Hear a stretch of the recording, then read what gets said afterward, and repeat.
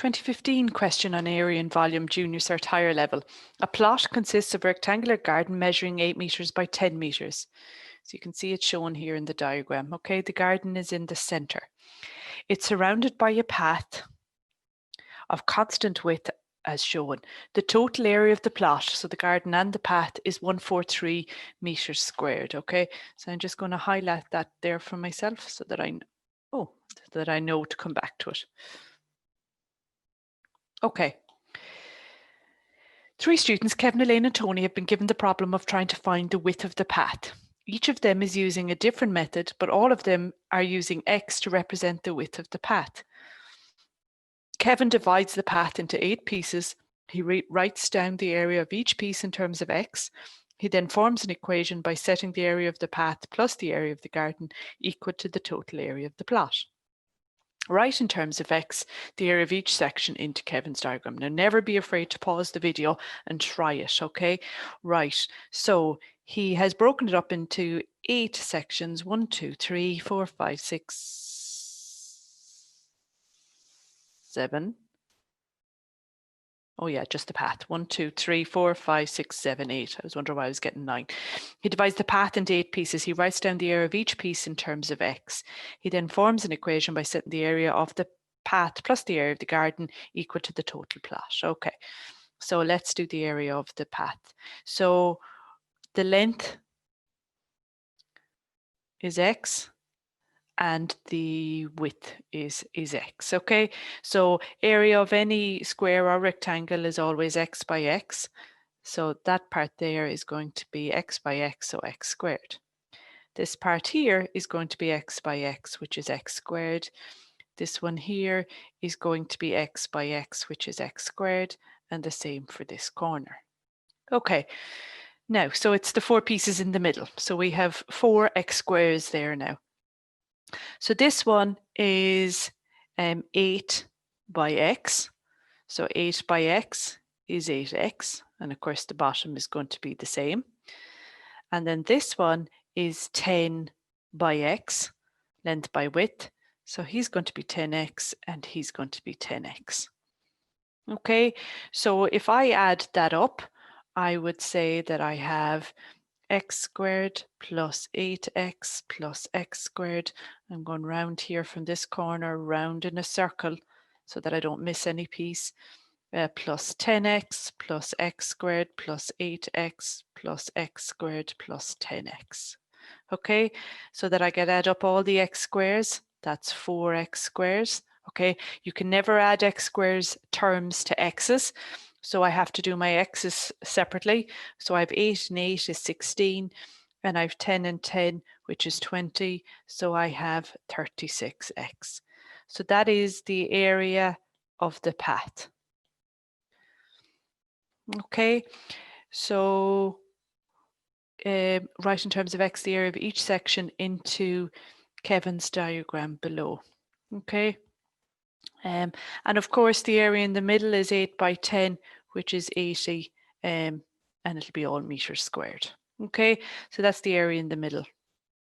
So write in terms of X the area of each section in the diagram below. So I don't think the 80 is part of that question. Part B, write down and simplify the equation that Kevin could get.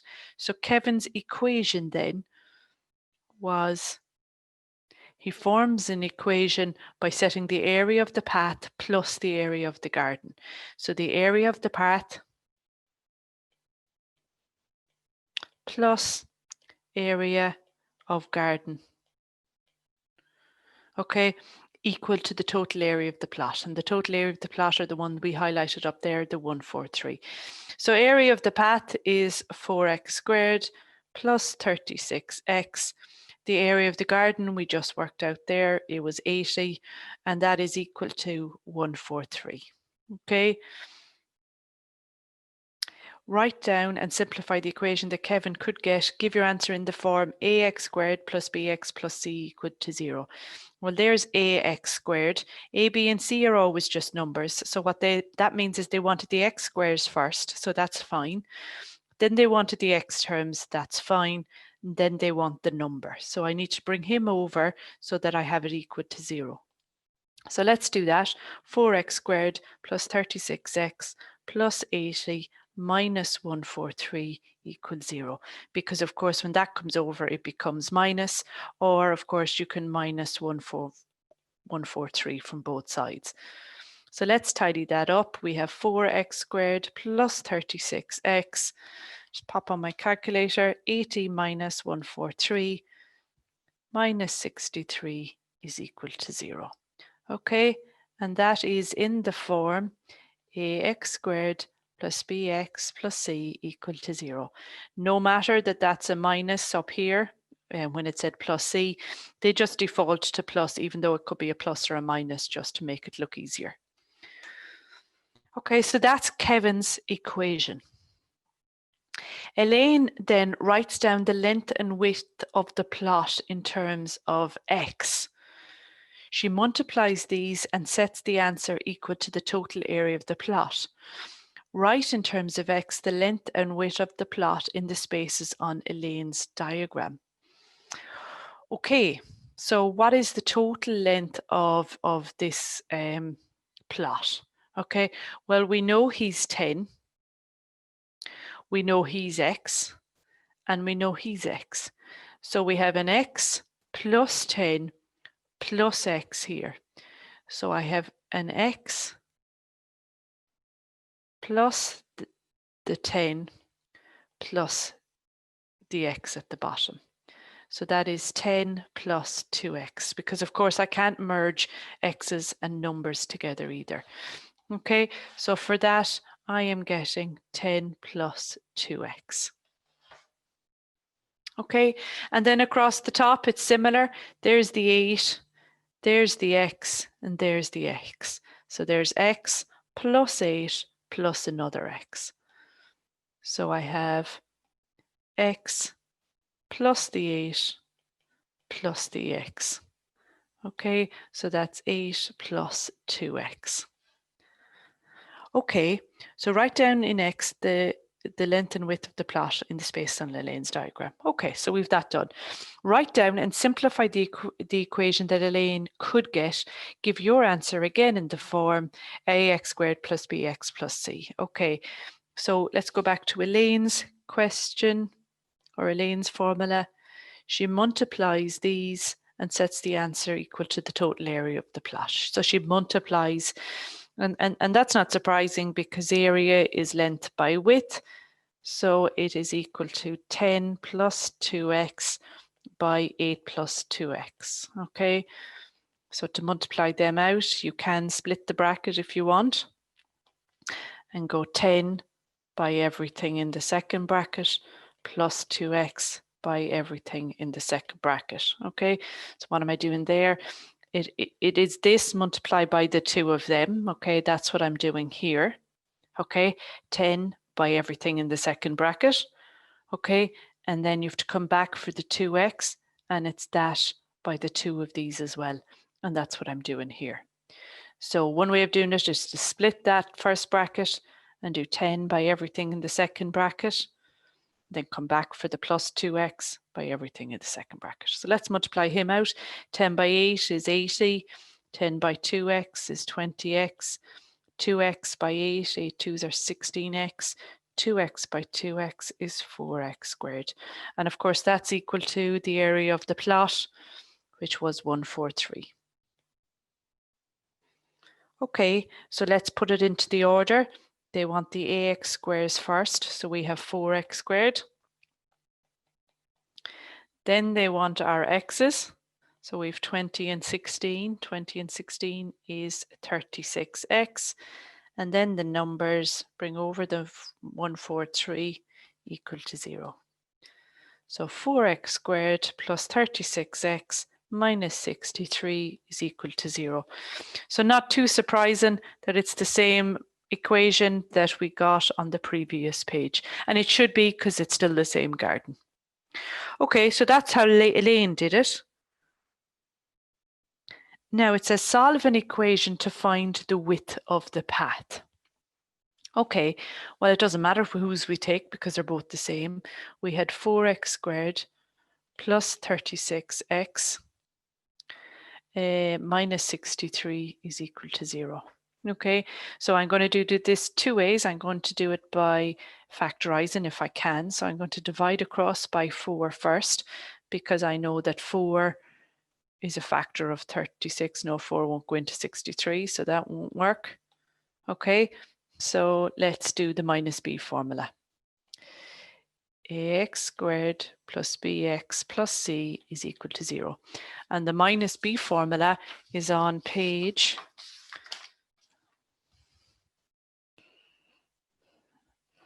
my log tables, page 20 of the log tables. Okay, it's famously called the minus b formula. It's to get the roots of a quadratic equation. So you can always use this to solve a minus b formula. You don't have to use factorizing. You can use this if you wish. So the formula tells you that x is equal to minus b plus or minus the square root of b squared minus 4ac all over 2a. Okay, a is the number in front of x squared, b is the number in front of x, and c is the number on its own. And of course, you have to take the sign with them all. And these three values then are what feeds into this equation, or into this formula. Okay, so notice that the x terms don't get brought, or the x squared. It is literally what we call the coefficients, which are the numbers in front of the x's and the x squared. This is just to tell you which one is A, which one is B, which one is C. Okay, so I now only look here at these three values. X is equal to minus 36, because that's what B is, plus or minus the square root of 36 squared minus 4AC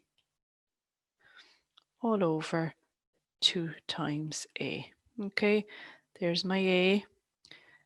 Minus 4a, there's my c. So that's where I got all those values from. Okay, so let's put them into my calculator. So I have minus 36 plus or minus. So 2 4s are 8 on the bottom. So I put that whole square root thing into the calculator in one go. So 36 squared minus 4ac.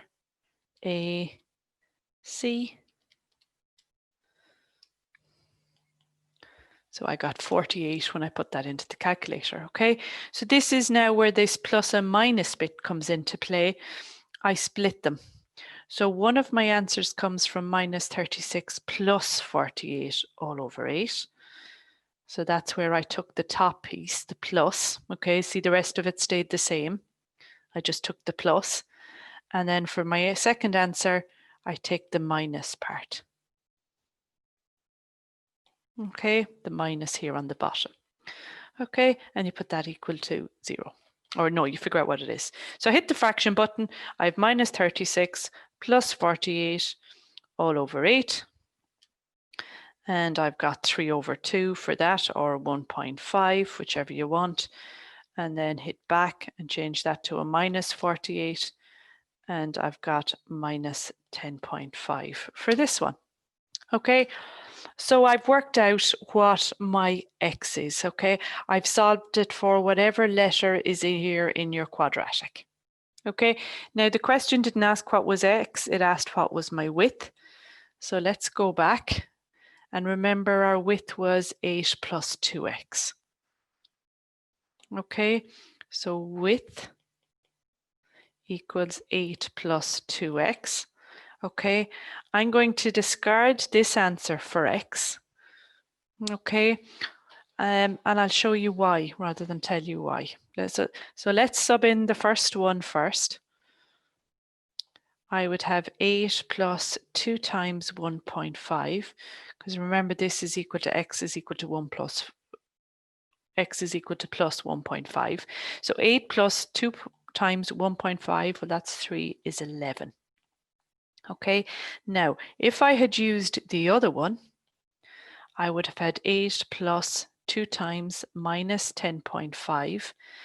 And if I put that into a calculator, 8 plus 2 times minus 10.5,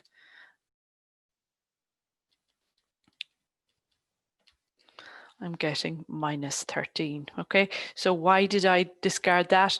Well, you can't have a width of a side of a shape being a minus value. Okay, it can't be a minus width. Okay, which is why I knew that, because that negative value was so high that that was going to happen. So I discard that. So my answer, my width is 11. So that was part E. Part F then, so I'm here now. Tony does not answer the problem by solving an equation. Instead, he does it by trying out different values for x. Show some calculations that Tony might have used to solve the problem. Okay, so this is a perfectly acceptable method of maths called trial and error.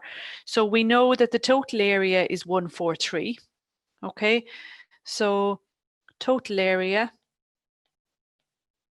is equal to 143, and that's equal to a length by a width. Okay, we know that the garden is 8 and 10. Okay, and we know that you add the same amount onto both.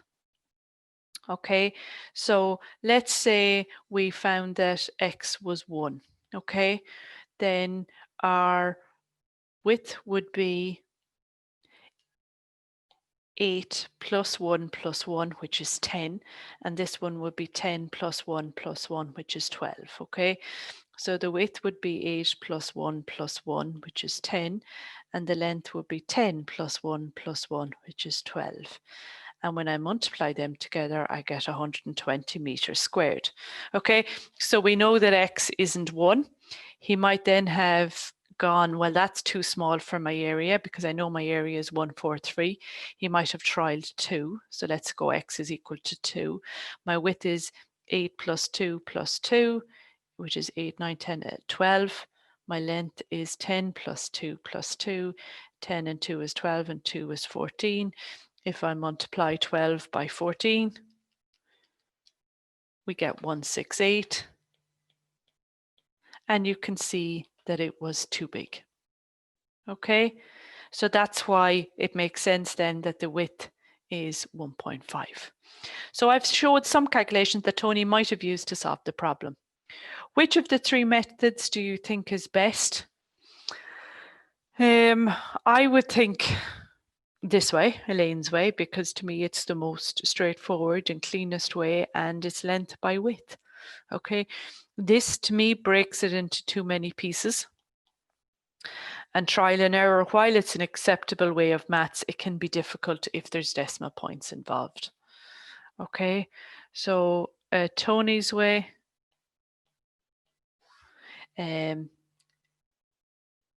is quite long, as it's guessing. What was that first dude's name? Kevin. Breaks it into too many pieces.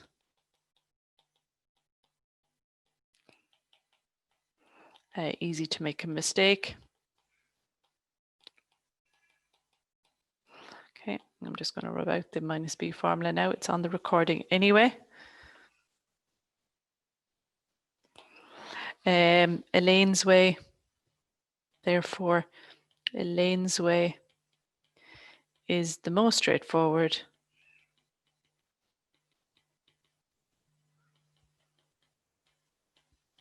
And therefore, the better way, or whatever way you want to phrase that. But write. If they ask you in a question in English, write back the answer, and don't be afraid to write just because it's maths.